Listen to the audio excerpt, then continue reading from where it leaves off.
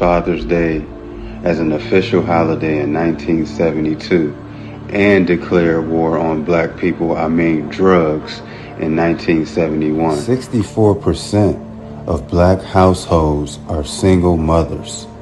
A report found that 1 in 81 black adults per 100,000 people in the U.S. is serving time in a state prison. Where's the black man? So during the same time that this white woman created Father's Day, they've been locking us up.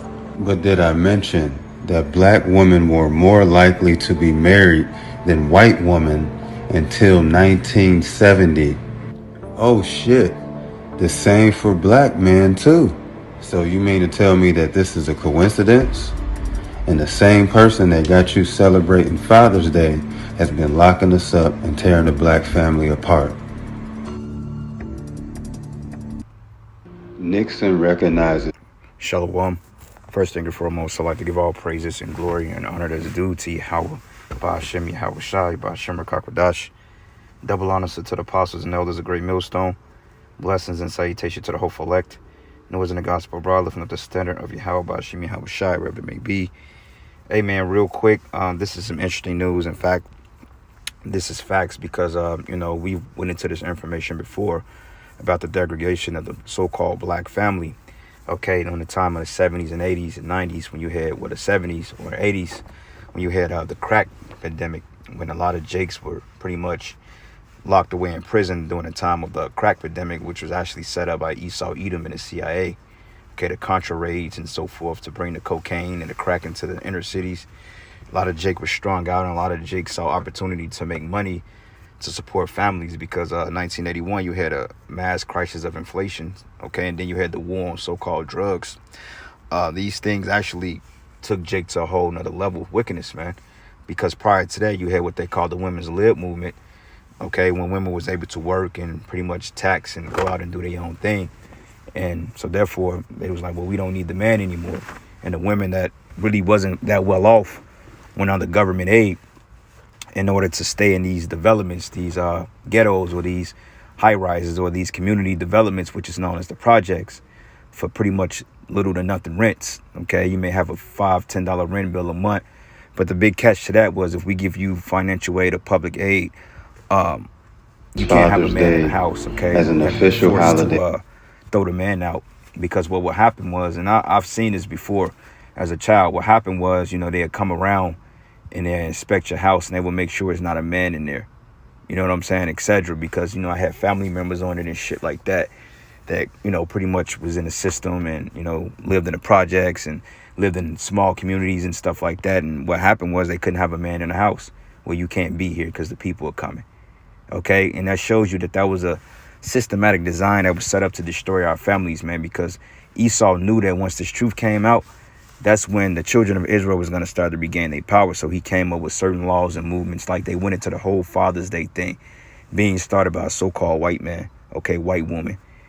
And the fact that black women celebrate Father's Day, they don't commemorate the fathers, man, because I noticed this. 1972. Let's just say, and declare, if you're out of your child's life or whatever happens and the child becomes successful, they're not going to attribute that to you or your DNA. Okay, they're going to give the mother the top credit. But the moment your daughter or your son grows up to be a delinquent, then guess who they're going to blame? They're going to blame the father because, you wasn't there. Which shows you that women have no accountability. Because, wait a minute, why can't you take war on black just as people, much as credit as the kid being so-called successful according to this world versus if it failed? Why can't you take the slack then too?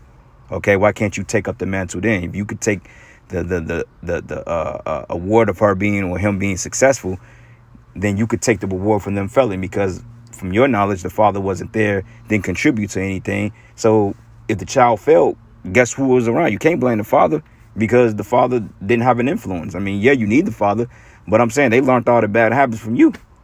You see what I'm saying? Okay, so that's the unaccountable factor of it all. Okay, it's a big game. And you women here, you eat this stuff up, because look at this, 64% of black households are single mothers, right? And that's absolutely true. Like, when I was born, or when my sister was born, my mother was pretty young. We were living with my grandmother, my auntie, which is younger than my mother, and my uncle, which she was barely there. So it was my grandmother, my uncle, my mother, my auntie, my sister, myself. This is probably when I was a baby, and we all lived in a single unit. Had like I think it was like 3-bedroom unit. Yeah, it was like a 3-bedroom unit. But we all lived there, and my grandmother was pretty much the head of the household. Okay, she didn't have a man that was living there. If it was a man living there, he wasn't like on a lease, or if the apartment wasn't in his name, it couldn't have been. And I remember that. And same thing, leaving out of there, living with my mother for some time, man. It was just her and the kids. Yeah, my father come around and do stuff like that, but he wasn't with my mother.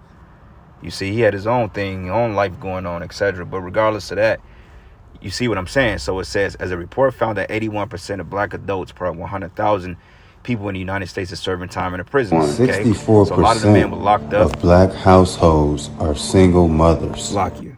Keep pressing it. A lot of men were locked up in jail. And like to say that this Gardanian pact, it didn't really manifest itself until the latter times, like the whole thing when you go into Genesis, the 3rd chapter, when Esau ate of the apple of the tree of knowledge. Okay, those philosophies she's picked up by the serpent. That prophecy was set to play out really in this last time, because you can see the pact that Esau and Eve has had since women's lived. Even when we were released from slavery, even during slavery, Eve was forming that bond with the serpent because she saw men being pretty much emasculated, and that put fear in them to serve Esau. Okay, when they saw the black man being broken down and broken, then Eve lost respect for us, man. Okay, because they had what they call Stockholm syndrome. You see, so this is a very true thing, because prior to that, our families were together. They were married. You had women of color that were subservient to their husbands. Like I heard one Edomite a couple years ago, man. I was working with this Edomite. He said that his mother and his father divorced after 30 years of marriage during the time of the 60s. I think they was married since like the 30s or some shit. And he said that once women's liberation was established, he said that's when he divorced his wife, because that's when her attitude changed. The whole independent mindset. Oh, I don't need you no more. I could go out and get my own money. And that's the whole case now. That's the reason why you have this broken dynamic between men and women. You see, and that was done on purpose. Why? Because these Edomites are devils, man. But see, now it's affecting their households. Their men are being put on child support. Their women are leaving them for Jake now. You see, because those curses are falling upon Esau. Because, hey, the scriptures say you're going to reap what you sow.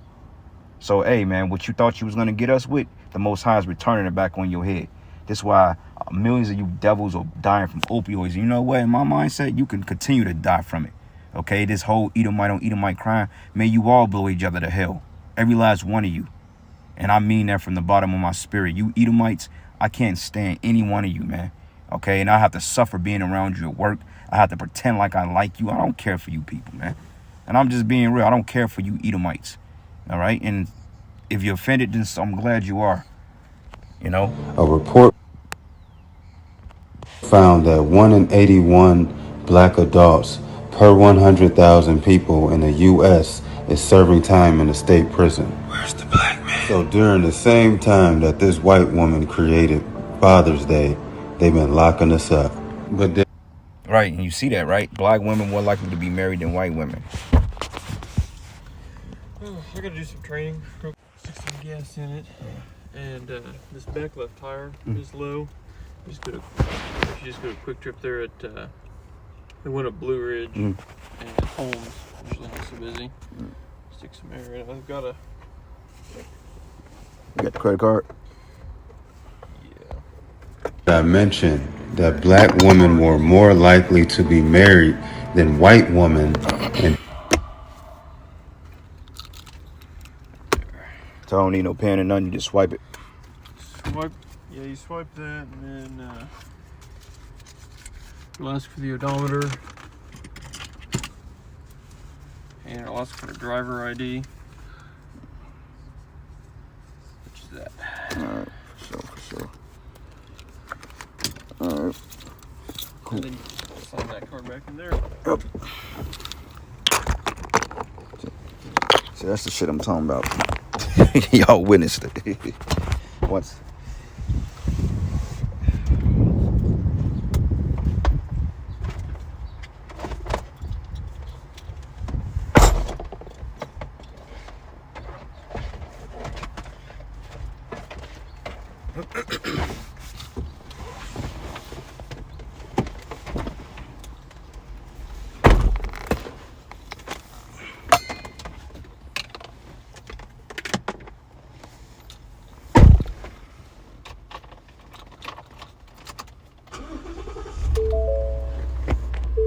till 1970.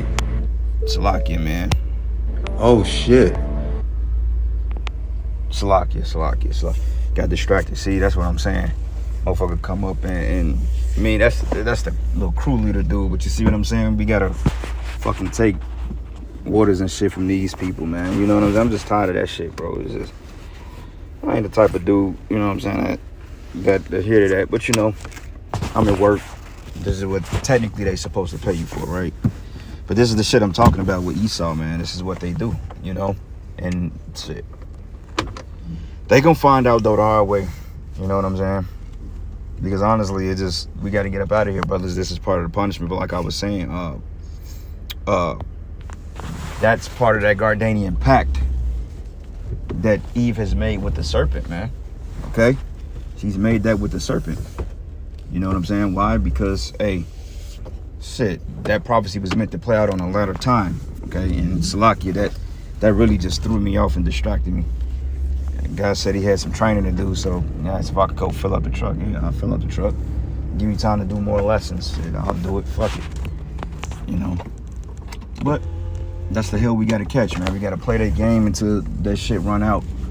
You know, because honestly, when this shit goes down, man, these Edomites, they getting ready to catch all types of hell. They catching hell right now.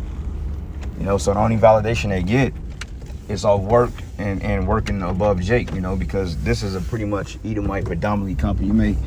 You have a couple of Iskarites and like 2 other Jakes, including myself, but they work on the other side and shit, which is a little bit more diverse. The side that I'm supposed to be getting transferred to, but you know, that don't seem to be happening no time soon. So when my contract is up with this, then I'm bailing out. I'm doing something else, man. Something that's gonna pay a little bit more money and put me in, you know, a better position that I need to be in anyway, especially for everything that just happened Saturday. I'm gonna need it, you know. But anyway, so yeah, that's the deal, you know. Yahweh Shai is really rousing things up. So Salaki once again. So this is the book of Mark 3:27. It says, "No man can enter into a strong man's house and spoil his goods, except he first bind the strong man, and then he will spoil his house." And that's how Esau binded us through these policies and legislation, setting up certain attacks and flags and so forth to pretty much persecute Jake. Because once the woman, now the woman don't even realize it. Like if you show a woman this, she's so on a high horse to the point now she think that she's accomplished everything she's gotten based on her smarts. No, sweetheart, you were a tool, you were a weapon. Esau has weaponized you women, okay? And this video shows that Esau has weaponized you to pretty much look down and demean your men. This is the reason why you were given jobs, given more money, given the ability to be more qualified for more comfortable places. Because if you look at this society, right? If you look at this society is really built for women. All the comforts, the restaurants, you know, the parks, you know, everything is all close together. Metropolis, which means mother city, is under vibration of women. It's under the convenience for you women. Your cars are everywhere. You get on a plane. You know, you got the thrift stores, you got the malls, the food courts. All that was designed for you women, man. Okay, men, we never had it that easy. Okay, now men are softer now because they are partaking in that. But overall, this place was really built for women. Okay, it was built to pretty much it's like giving a tantrum child a popsicle in the midst of a tantrum. And that's basically what Esau gave you. He gave you something comfortable to keep your mouth shut. He gave it to you good. But once you eat all that suck up, there ain't gonna be no more left. Esau was like, look, I ain't got nothing else to give you. You know, then you're gonna be back to square one, depending on you Israelite men. And honestly, a lot of you have dug such a deep hole for yourselves to the point that ain't no man really gonna want to take on you. Like a brother showed a video clip, I believe it was something called like a singles party, you know, something like that, when women supposed to go to this place and meet a bunch of single men. The video showed no men there, and these were all Israelite black women. The thing showed no men there.